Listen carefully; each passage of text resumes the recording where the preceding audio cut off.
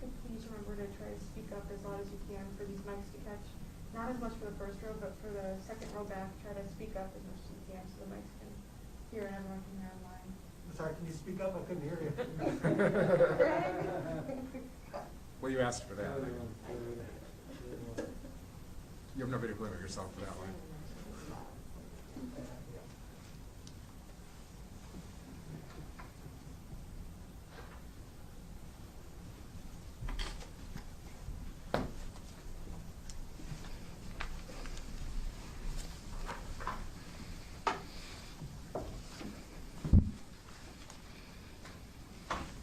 Good afternoon, everyone, and welcome to the COVID-19 update for Monday, November the 30th. Whether virtually or at a distance, I hope everyone found a way to share special time with their loved ones over the holiday weekend. Although the last few days have offered a hint of potential progress in some of our statewide metrics, the number of patients fighting COVID-19 in our hospital systems statewide still eclipses our spring peak by 23%. We had hoped to see more progress in lowering hospitalizations by now. The challenge we face was highlighted over the weekend by Dr. Anthony Fauci, who offered a bleak outlook and a warning that over the next 2 or 3 weeks we may see a surge upon a surge related to the holidays. He is not alone in his assessment. Dr. Deborah Birx, the response coordinator of the White House Coronavirus Task Force, said they are deeply worried about the post-Thanksgiving surge of cases that will come on top of the record high number of cases being identified all across our nation.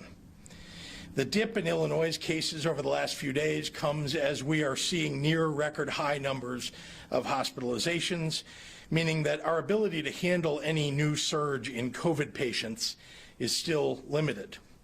If we are not especially careful right now, the surge will overwhelm our state's healthcare system. That's why, with the advice of IDPH and other infectious disease experts, no region will be downgraded from our current Tier 3 mitigations for the next few weeks, even if they might be on track to meet those metrics. We are still very much in a precarious place, and we have got to take the time to evaluate any Thanksgiving effect before we make any premature adjustments. I spoke with Dr. Fauci this morning to get his input about Illinois' situation. He said the massive number of indoor gatherings by people visiting family and friends across the nation will very likely bring a post-Thanksgiving surge, and he believes this is no time to pull back on mitigations.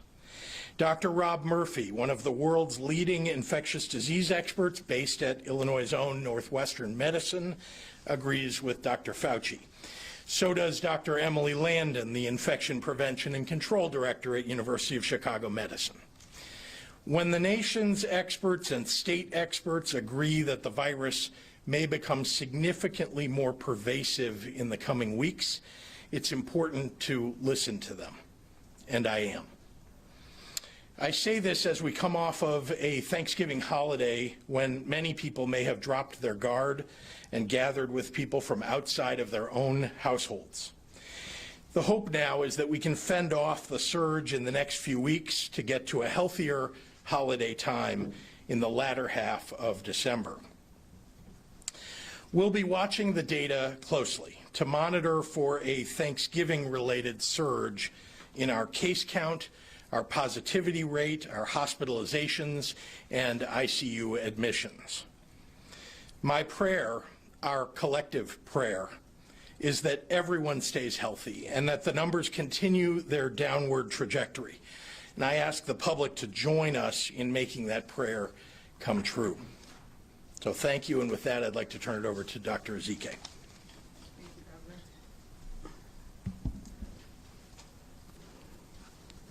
Again, I extend the post-Thanksgiving greetings. Hope everyone, even in this difficult year, was able to see that there's still so much to be thankful for. Again, as the governor also said, I hope that people did connect with family and friends through a phone call or a video or through drive-by visits and drop-offs of food. But for those of you who did spend Thanksgiving with others outside of your immediate household, I would urge you to get tested later this week. It is recommended to wait about 6 or 7 days after exposure to be tested. But if you have symptoms, please get tested right away. And in the meantime, please exercise the cautions that we are always supposed to be following. Also encourage those whom you were with to be tested as well. In the last 24 hours, over 67,000 tests have been reported for a total of 10.5 million tests in Illinois. Since yesterday, 6,190 new individuals were diagnosed with COVID-19 for a total of 726,304 unique individuals who have been diagnosed with COVID since the start of this pandemic. This unfortunately includes the report of 85 additional lives lost, just reported in the last 24 hours for a total of 12,278 deaths in Illinois. 5,849 individuals were in the hospital overnight, hospitals across Illinois, and of those, 1,217 were in the ICU, and 715 were on ventilators. There is hope on the horizon, but while we await a safe and effective vaccine, it's important to remember that we need to continue to be vigilant, to wear a mask, to stay at least 6 feet away, to avoid crowds, and to wash our hands very, very often. And once a vaccine does roll out, and as you've heard, that could be very soon, we will still need to stay on our game until the vaccine is widely available and in people's arms. We need to take a layered approach. Just as if you were trying to avoid car accidents or car accident deaths, you would not only wear a seatbelt, you would not only avoid texting and driving, you would not only have the car with airbags, you would not only follow speed limits, you would take advantage of all of that. That's a layered approach. And just the same way, combining hand washing with maintaining distance, with washing our hands and avoiding crowds, and once it's available, getting the vaccine are all the different layers that we will need to take up in order to get the greatest protection. These actions that we take now can change how much virus is circulating in our communities and can change what our landscape looks like in the coming weeks and the coming months. We have been fighting this pandemic for so very long, and many of us have suffered in so many ways. But if we stay the course yet a while longer, we will end this pandemic soon. Thank you so much. Buenas tardes. Espero que la gente haya podido disfrutar un fin de semana festivo y haya conectado con familiares y amigos virtualmente. Sin embargo, para las personas que pasaron el Día de Acción de Gracias con otras personas fuera de su casa, deben hacerse una prueba esta semana. Se recomienda esperar como 6 o 7 días después de la exposición para hacerse una prueba y inmediatamente si tenga síntomas. En las últimas 24 horas, más de 67,000 pruebas fueron hechas para un total de más de 10.5 millones de pruebas en Illinois. Desde ayer se han reportado 6,190 nuevos casos de COVID-19 para un total de más de 726,000 casos en Illinois. Recibimos el informe de 85 vidas perdidas en las últimas 24 horas para un total de más de 12,200 muertes aquí en Illinois. 15,849 personas pasaron la noche en el hospital con COVID-19 y de ellos 1,217 pacientes estaban en la unidad de cuidados intensivos y 715 pacientes estaban en ventiladores. Hay esperanza cerca, pero mientras esperamos una vacuna segura, es importante recordar que debemos seguir estando atentos a practicar los 3 M's.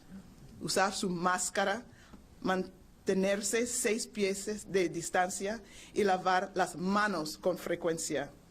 Una vez que se lance una vacuna, todavía tendremos que continuar con estas prácticas hasta que la vacuna esté ampliamente disponible. Necesitamos adoptar todas esas acciones, combinar lavando manos, el uso de máscara, evitar grupos de gente, mantener la distancia y una vez que esté disponible, poner la vacuna. Todas estos niveles de acción nos ofrecerán mayor protección. Las acciones que tomamos ahora pueden cambiar la cantidad de virus que circula en nuestras comunidades. Llevamos tanto tiempo luchando contra esta pandemia. Si mantenemos el rumbo un poco más, podemos acabar con esta pandemia más pronto. Muchísimas gracias para su apoyo. And with that, I'll turn it over to Governor Pritzker. Thank you. Thanks, Dr. Zeke, and happy to take questions. Mary Ann. Can we start with the Lasalle Veterans Home? Sure Is can. an independent investigation needed? And how is it possible that those who tested positive continued to work there when there was, no matter if there was an outbreak or not, but why would someone come to work who Yeah. tested positive? Yeah. Let me begin by answering the first part of your question, which is, should there be an independent investigation? Absolutely, and that's why we brought in the DHS Inspector General. He's not independent. And asked, well, yes, he is. The Inspector Generals are independent. They are asked to do this kind of work all across government in an independent fashion. I do believe that, you know, when they turn in a report, their interest is the public's interest in revealing whatever may have occurred on an independent basis. That is what they do. But look, I agree that every aspect of this should be looked at. As far as I'm concerned, it's never acceptable when we see rampant infection somewhere. Now remember, this virus is virulent. Whenever it gets into a facility like this, and it usually comes in through somebody who's coming in the door, right? It's not the people who are there already who are negative.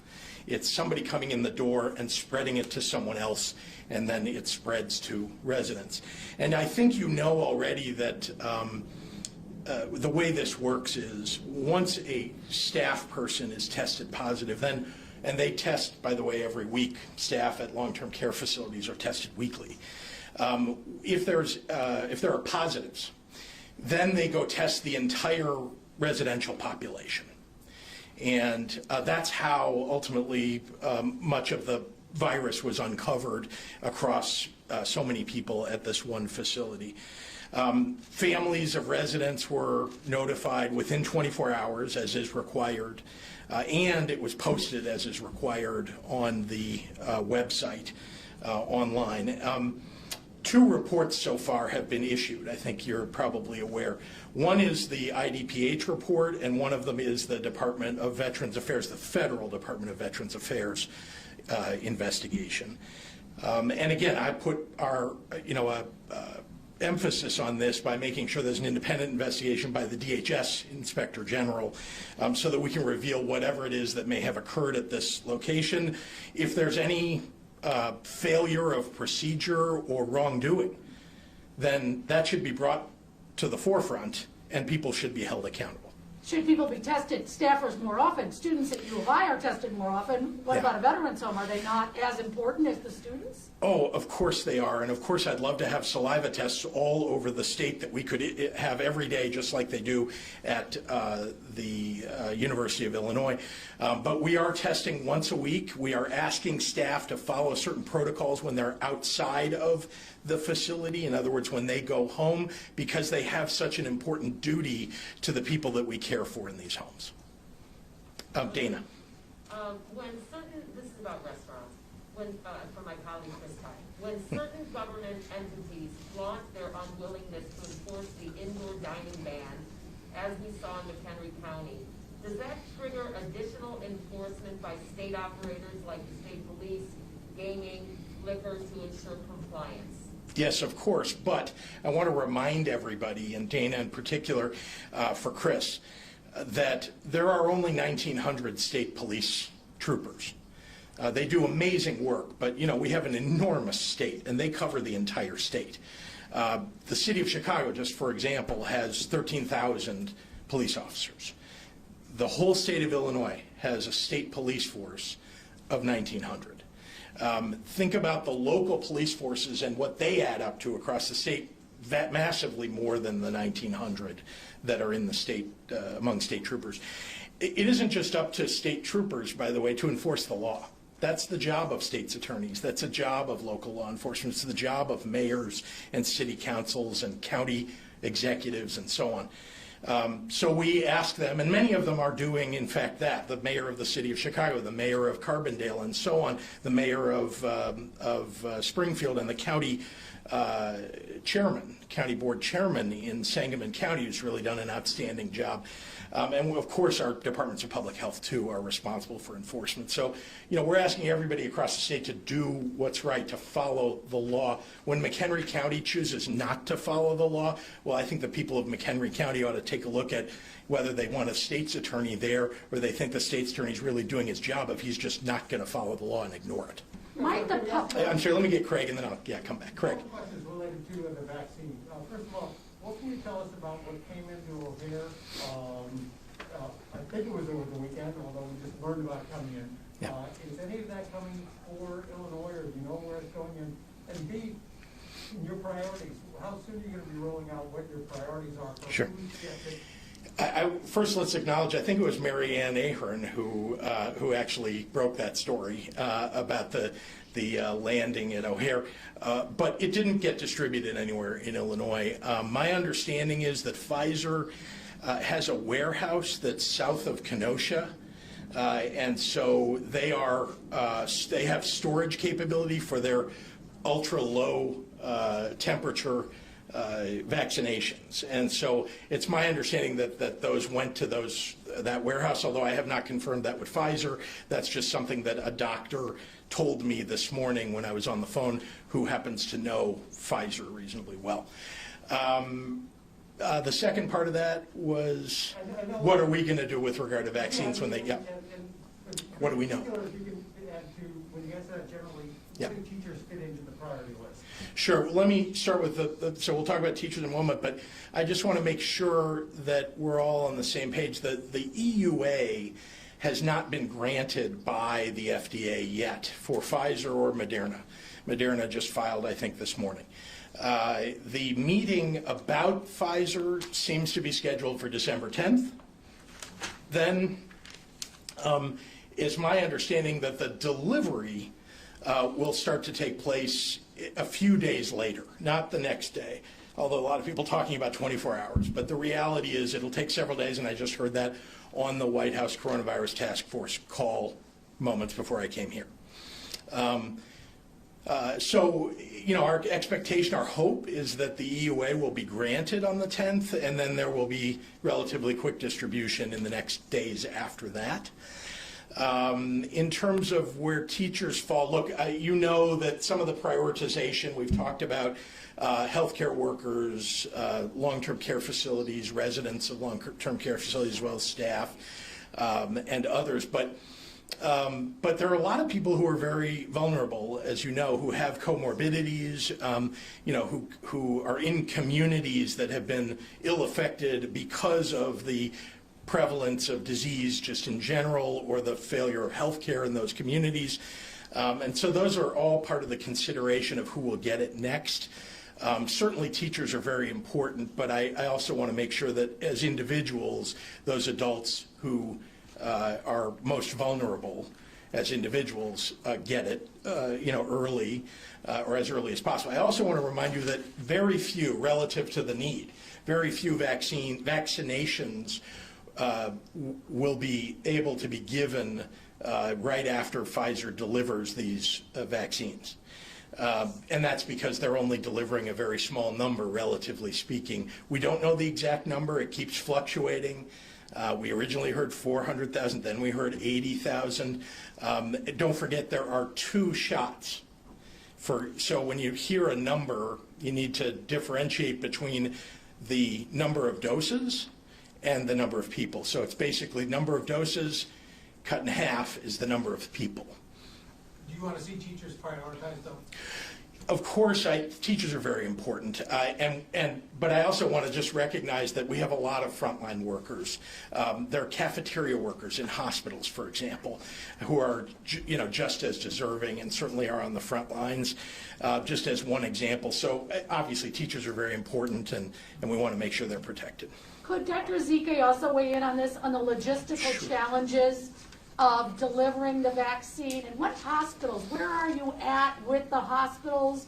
People wonder, where are they going to go to get the vaccine, and is it free, and all of that? It will be free. All of that right now. Okay. No, there's a lot of information that I know Marianne and everybody else wants to have. And I think we are probably going to dedicate a future press conference to give all of those details, probably this week. But just to give you some top line things, we just had a webinar today with hospitals across the state to go kind of step by step for those who have not enrolled to be vaccine providers, to show them how to go online and do that. So again, there's a process. Many people have signed up. We have additional hospitals. We want all the hospitals. Of course, the local health departments are enrolled. Again, we know that assuming I don't want to be presumptuous, assuming everything goes well with the evaluation in terms of the safety and the efficacy by the FDA, we could have probably 2 vaccines, not 1. And so there are logistical challenges, as you mentioned, in terms of the ultra cold, as you've heard many times with the Pfizer vaccine. So we know that we want to have an equitable distribution. We don't want any corner, no nook or cranny of the state should be left uncovered. The benefit of having 2 different vaccines, again, the Moderna vaccine does not have that ultra cold requirement, so you would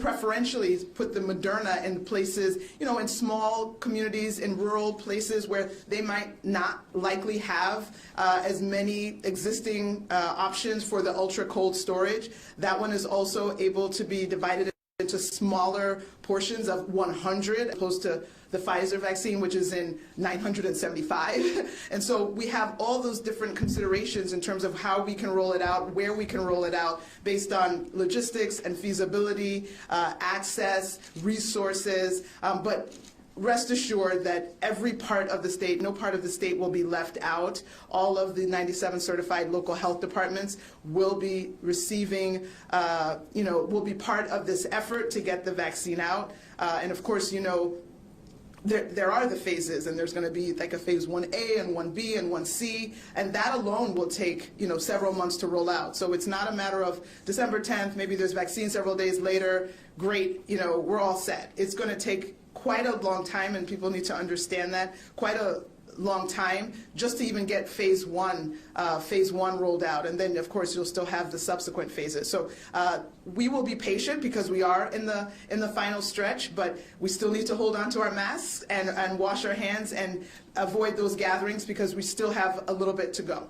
Dr. We'll do one more in the room and then we gotta get on. I got a question about finances. How does the state plan to pay back the $2 billion it's borrowing from the MLF? It's required. Yeah, it's required to pay back any borrowing from the MLF over the course of 3 years. But how do you expect to do that with a rebound in revenue? Is that likely at this point?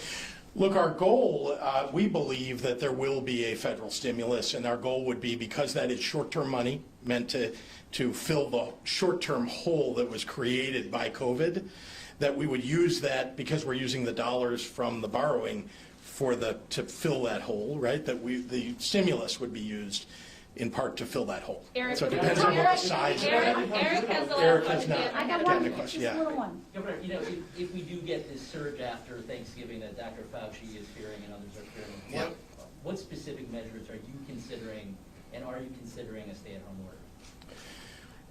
Well, that's always something I've told you, Eric, and I've been very transparent with everybody that when we put the Tier 3 mitigations in place, it's short of a stay-at-home order because we may be able to avoid a stay-at-home order. And that's our goal, that's our hope. And if everybody follows the mitigations, and if we don't see as big a surge as is being discussed nationwide, we'll be able to avoid a stay-at-home order. But could you just clarify? What else is in the toolbox at this point, short of a stay-at-home order? Well, we're pretty much, we're right up against the list of mitigations that you could put in place. You know, obviously there are a number of other things that are left, but a stay-at-home order is, you know, about the furthest that one could go. And it wouldn't be exactly like the one in the spring if it did happen, but it's not something right now that we think we're going to have to do. What we're worried about is, you know, when you see the hospitalization numbers, you know, we're at a peak that we haven't seen before. At least we've just come off that peak by a little bit. If we got a surge like we've had over the last 3 to 4 weeks, come on top of where we are now, that would be something that would be extraordinarily worrisome for all of us. So part of it is, let's make sure that we're taking care of our hospitals and our healthcare workers so they can do the job that they need to do. Part of it is we've got to get people to wear masks and, you know, remind everybody the importance of it. Part of it is we want to make sure that we get the vaccine out as fast as we can, particularly to healthcare workers, so that we can keep our hospitals going. Could you just clarify at the top, you talked about even though there is some slight improvements here and there, not hospital beds obviously, Tier 3 is not going to change. Do you worry that the public is going to say, oh my gosh, we did what you told us, there's some improvements, we want loosening, not tightening? Yeah, that's not, so that hasn't happened in many places in the state, just to be clear. We're still seeing, I mean, remember, the height that we came off of from hospitalizations was above 6,000. We're now at about 5,850, roughly. So, you know, have we come off by a couple of hundred beds? Yes. Or, you know, we're able to staff still the number of beds as before, but we only have 5,850 that are filling those beds. We want to see those numbers continue to drop. I want to also, just so all of you have a picture, the Tier 3 mitigations only went in place about 10 days ago. So much of what we've seen over the last 6 days or 7 days is not a result necessarily of Tier 3. It's actually a result of Tier 2 and Tier 1 having been in place for a bit. So we're hoping that Tier 3 will bring those numbers down, or at least offset what we might think of is coming, a surge from Thanksgiving. That's our hope. That's our prayer. I mean, I think we all want the right things for the state. There is no guarantee this virus, you know, and people's, you know, adherence to the mitigations are very important, how high the level of adherence is, and the virulence of the virus itself. Those all play into the numbers. We don't control the numbers. What we do is try to address what we think might be coming. All right, guys, we got to get online. John O'Connor from the AP. To what extent does ventilator use predict deaths? Are there statistics here in the state or nationally showing a percentage of people who recover after vent use? I'm sorry, is the question, do I know what the percentage of people are? Yeah, maybe Dr. Zeke is better for this question. I don't think that's a number I have. There are different studies out, I think we've talked about it before, that in COVID, when people get on the ventilator, from 25 up to 50% averages in terms of mortality. So significant mortality with getting on the vents. Yeah. Dan Petrella at the Tribune. I did my mask here. Go ahead. Last week you recommended that people get tested if they gathered outside of their household over the holiday weekend. Should they quarantine as well to help prevent a new wave? Yes, that is absolutely that is the recommendation that's come from the CDC and from other experts nationally, is that even though you've gotten through Thanksgiving, you don't know whether you have it or don't have it just because you're asymptomatic, that the best idea is to isolate.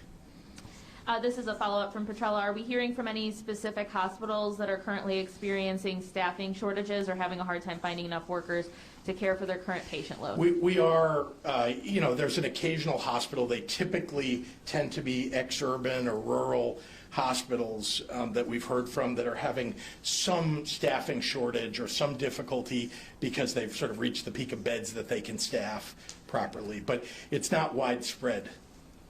Rich Miller at Capital Facts.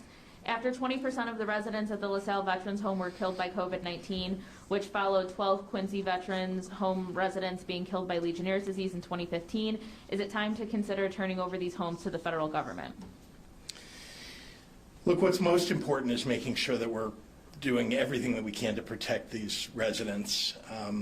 we're going to do an investigation here to figure out what happened, and we'll make some determinations about how to handle that and what the future is of our veterans homes. But I do want to remind you that we have we have a number of veterans and a number of veterans homes, and the IDVA has had a pretty good record in those other veterans homes. And this is a veterans home that's in a community that's got a very high positivity rate. It's deeply concerning, some of the reports that we hear, the rumors out there about staff people and whether they handled this properly or whether there was anybody in a supervisory position who may have known about any failures to follow procedures. That's all deeply concerning. I think we'll have to make some broader determinations after we do an investigation here. Kelly Bauer, what is the plan for antibody treatments? Well, I mean, again, I was just on the White House Coronavirus Task Force call, and there is a call for people to give blood so that they can attain convalescent plasma that can, people who have already had COVID-19, so that they can use that plasma for people as a kind of a virus protection. So that's something that we certainly want to encourage, and actually you'll hear us in subsequent press conferences talking about that and talking with the Red Cross about it.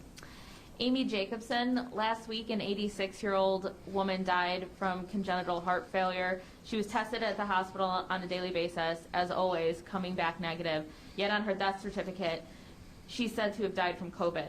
Our hospital's getting paid, in capital letters, as a COVID death. Well, I think I want to back up and just remind everybody, Amy, you're always asking the same kind of a question, which is, let me take one exception that might have occurred somewhere. We don't put a name on it, but we'll just talk about the one exception and see what you say. I don't know who this person is or whether that actually happened. Here's what I will tell you. The Medicare provides different rates to doctors for treating different kinds of diseases. So whether you've got the flu and you're in the hospital, whether you caught some other kind of disease, whether you caught COVID-19, they actually get paid at a different rate. Not just the doctors, but the hospitals are actually who get paid, not the doctors. The doctors typically are being paid by the hospitals. So when you say, is a doctor going to fake a death certificate and claim that someone had coronavirus when they didn't really have it, when the doctor isn't really benefiting directly by that, that seems kind of far-fetched to me. But just recognize that Medicare does, in fact, pay a different rate for different types of diseases, because some are more serious than others. Obviously, coronavirus is more serious than the flu, although people can die from either one. Jake Griffin at the Daily Herald. What is Dr. Zeke's opinion regarding the decrease in cases and hospitalizations that we're seeing? Are these anomalies, or do you believe they're a positive trend? No, that's a fair question. Of course, I'm hoping and praying that it's a positive trend that as the governor stated, that the Tier 1 and Tier 2 mitigations that have been in place for weeks and months are starting to kick in, and that people, after hearing that their hospitals are actually being threatened in terms of their capacity, that has encouraged some additional behaviors. I will share that from working in the hospitals for over 20 years, is it? Yeah, 20 years. I do know that the trends around the holidays, that the people in the hospital, the numbers are a little bit lower around holidays. People who should maybe get checked out or should be going to the ER will try to wait till after a holiday. They might want to be at home instead of in the hospital, especially this year. That wouldn't be anyone's desired location. I know from working in the hospital that you really try to discharge as many people before the holiday. So some of those factors may be in play as well. But we had seen even before this last week that there was a suggestive trend of things starting to move in the right direction, and we're just all hoping and praying that does not get reversed with the activities from Thanksgiving. In general, though, I would just say that it's a flattening that we've seen more than anything else. You know, there's a fluctuation. I told you about a couple of hundred, but you're talking about over 6,000 patients. So when you say a couple of hundred one way or another, that's 2 or 3%, maybe 3 to 4% of the total that we're talking about. Rachel Hinton at the Sun-Times, how likely is it that Tier 3 mitigations will last through Christmas or New Year's? When do you think the state and health officials will know when some regions can move back to lower tiers? It's impossible to answer something that's, you know, how will it look on December 20th or 25th? I can't tell you. I mean, this virus tends to be, tends to surprise everybody. Shruti at Bloomberg is wondering if you can tell us more about your call with Dr. Fauci and what he said about Illinois and any guidance you received from the vice president today during his call with the governors. Well, I think I talked about in my comments what Dr. Fauci said during that call. It was very productive. He's been very kind and given me a reasonable lot of time over the course of the last, 9 months, and I'm very grateful for that. He's not the only doctor that I reach out to. I know that everybody's interested in Dr. Fauci, but I, have spoken over the last number of days with some of the great experts that we have here in Illinois, of course, too. As far as the White House Coronavirus Task Force call, it was a review of the timing and the discussion about the number of vaccines that are in Operation Warp Speed that might be coming through the pipeline. There was some mention of the AstraZeneca vaccine. Obviously, Moderna filed today. I think there's, it's overall an expression of optimism. But I also think that the vice president seemed to want to answer questions, because there are a lot of questions by governors. We are awaiting from the CDC their recommendations. They have a committee that is making decisions about the prioritization of vaccines. That's something we await. So it was a productive call, but I don't think there was anything massively newsworthy. All right, Oliviana at WAND will be our last question. When will the restrictions be taken away as the vaccine rolls out? We already have Pfizer in the state, but what happens if Moderna gets approved by the FDA first? I'm not sure I understand the relationship. I think she's talking about the fact that it landed at O'Hare, but her main question seems to be, Governor, when will the restrictions be taken away as the vaccine rolls out? Yeah, hard to say. Once again, I mean, what we're trying to do here is get the infection rate down. And so we'll be following those infection numbers every day, the testing numbers every day as we do. The numbers of vaccines that are going to show up in the next, let's say, 10 to 15 days are very small. They're going to be used to protect our healthcare workers first and so on. There'll be decisions made, no doubt, about whether we can reduce restrictions based upon both the positivity rates and the hospitalization rates and the case numbers across the state, as we have been all along. All right, thanks everyone. Yeah, thank you. Thank you.